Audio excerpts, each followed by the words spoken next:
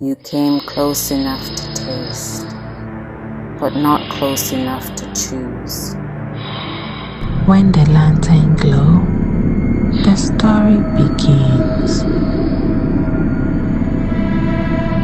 They said he had fire in his mouth, that when Pastor Elon preached, demons wept, that the dead stared, that angels themselves sat at the edge of the heavens, listening.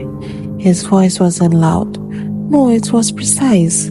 Every word struck like a match, sharp, hot, unforgettable. And yet, on the third Sunday of July, in a church that could seat 500, only 39 people showed up. Elon stood at the pulpit and smiled, but his heart cracked. He watched the empty chairs like they were ghosts, and in a way, they were, because he remembered.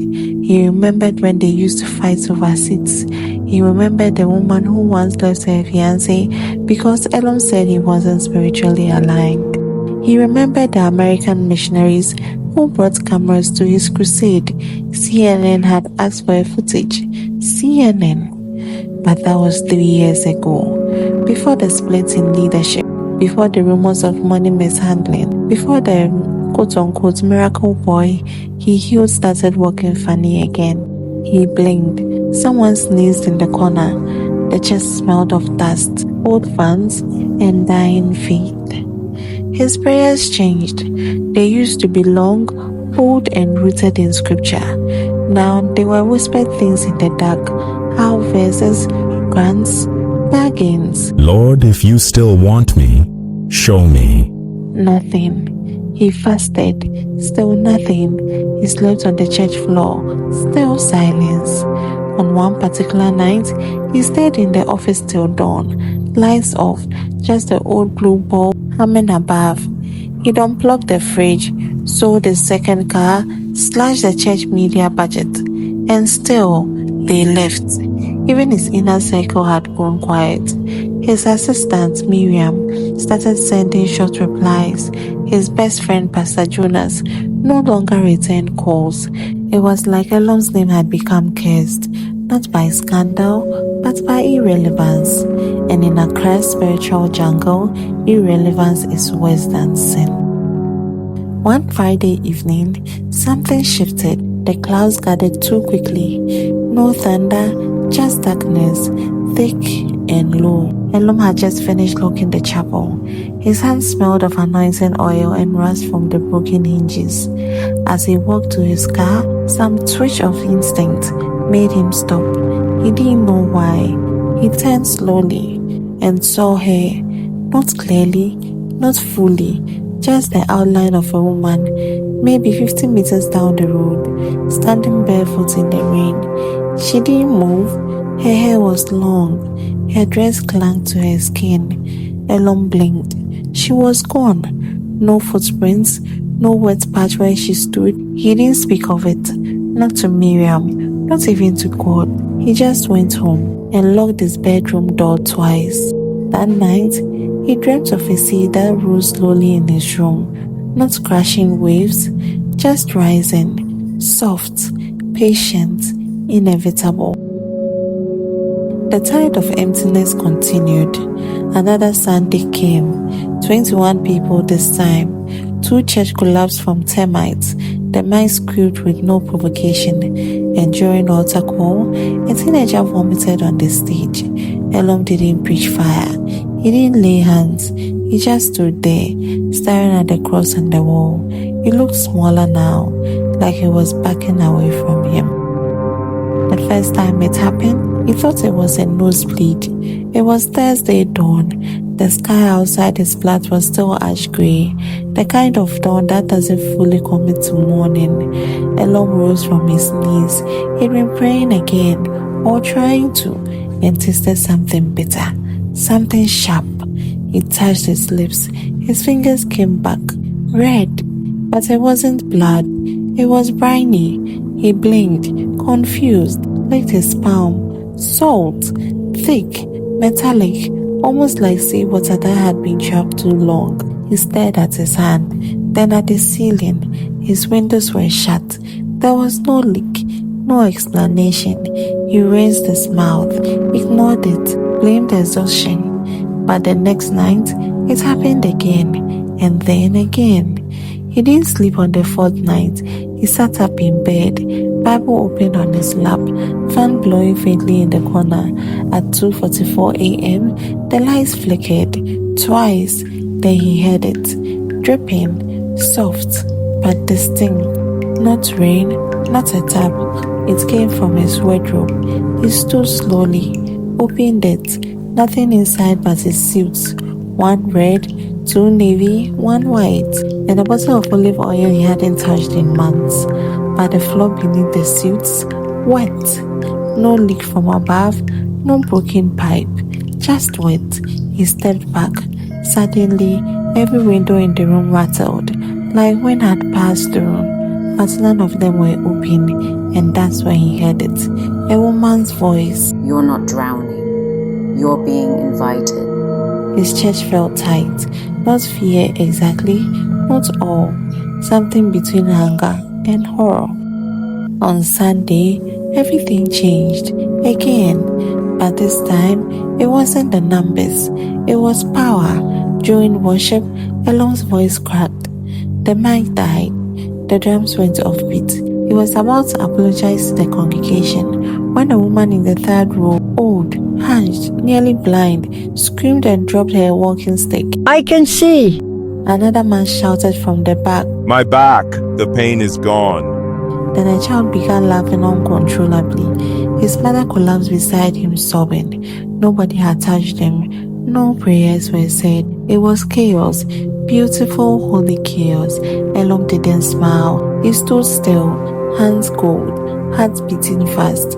Because at the very moment the woman screamed, he had tasted salt in his throat again. And this time, it burned. After service, a girl approached him. She handed him a folded white paper. He opened the paper. One line. No name, no handwriting, but the paper was damp and smelled faintly of hibiscus. The church was full, overflowing actually. People brought plastic chairs from outside. Children sat on laps. One woman stood for the entire service, arms raised the whole time. Miriam couldn't stop smiling. Even the choir sounded better. Not trained, not more skilled, just charged.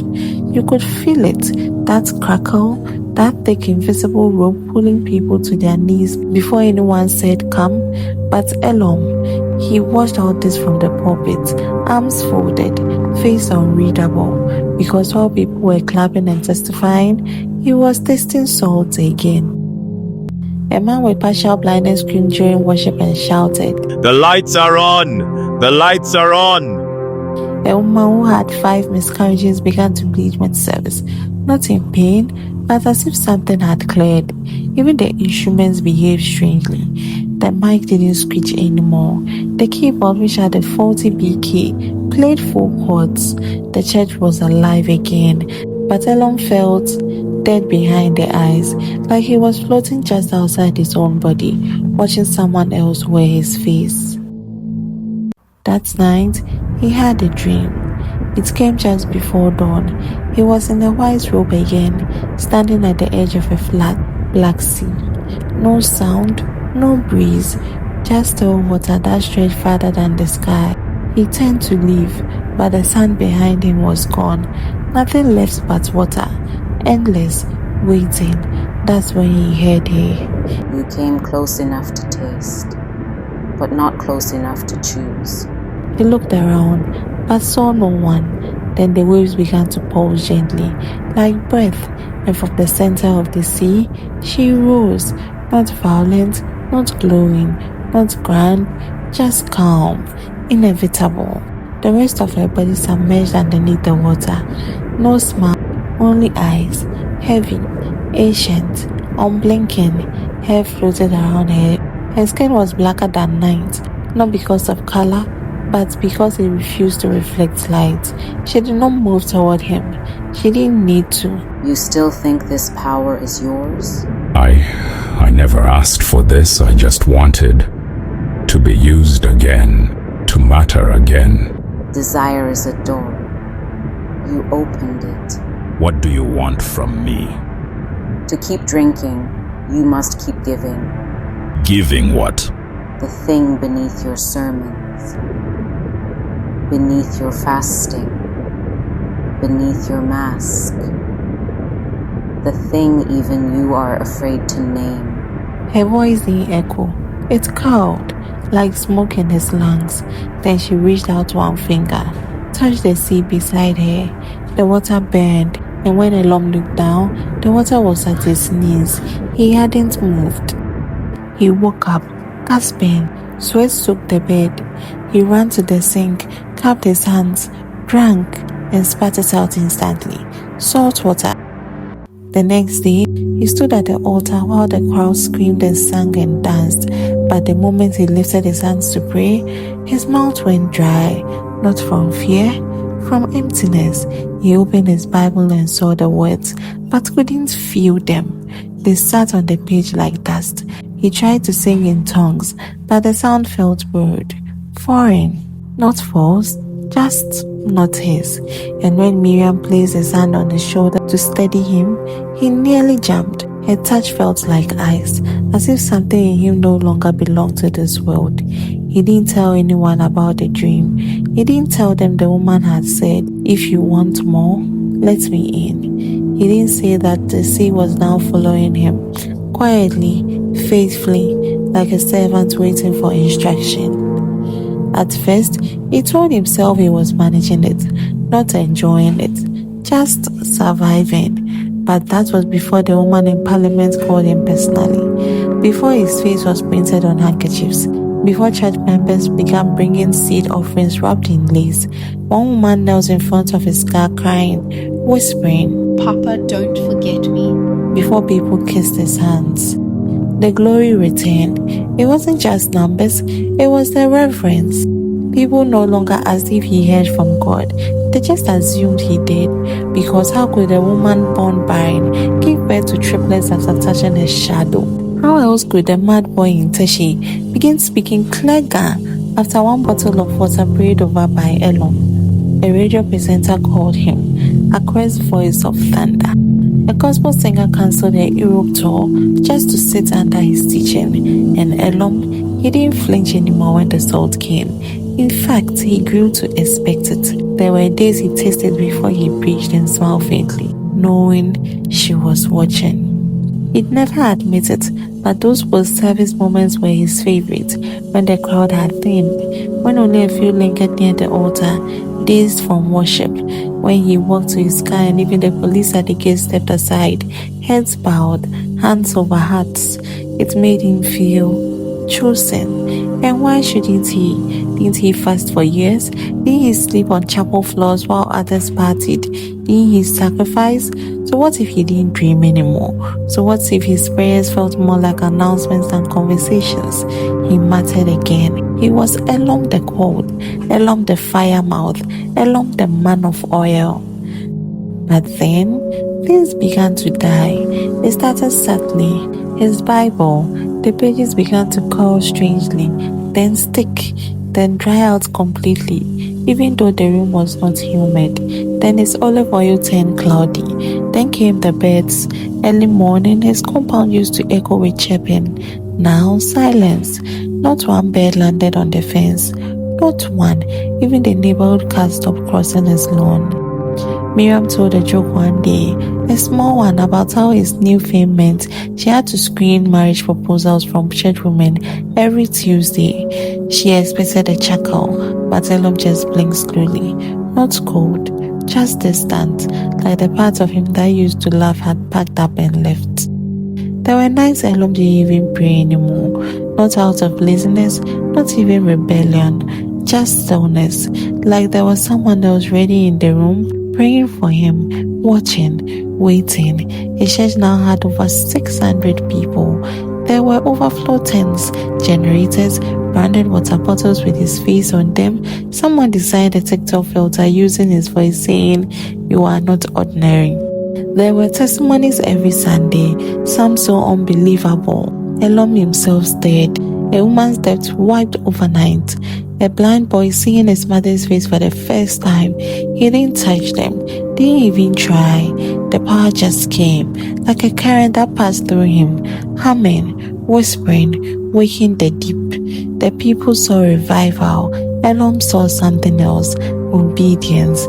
The way the power obeyed him now was terrifying, but also intoxicating. She didn't speak every night, but sometimes, as he sat alone in the study, reading through sermon outlines he never used anymore, he'd feel it, a shift in the air, like the room inhaled, not cold, not hot, just heavier. Sometimes he'd glance at the mirror and his reflection blinked too late. Other times, he'd enter the chapel early morning and find the pulpit wet, not soaked, just enough moisture to notice. No roof leak, no cleaner, just a quiet signature. She'd been there. One night, Elom lit a single candle beside his bed. He was fasting for the first time in weeks, not for miracles, just for clarity.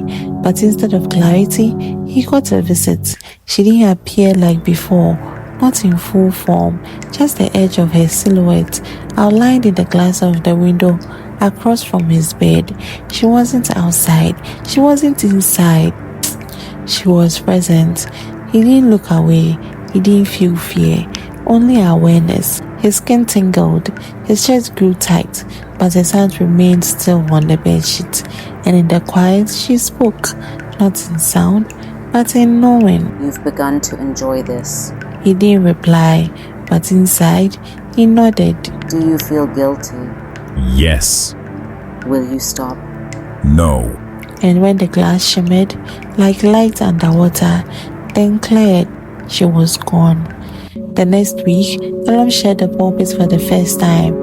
A young guest prophet, invited by the elders, preached with fire. But halfway through his sermon, the crowd grew uneasy. The prophet's voice shook. He paused mid-prophecy and then vomited right there on the altar. Elom rushed forward, helped him up, prayed over him, but deep inside, Elom knew she didn't like sharing.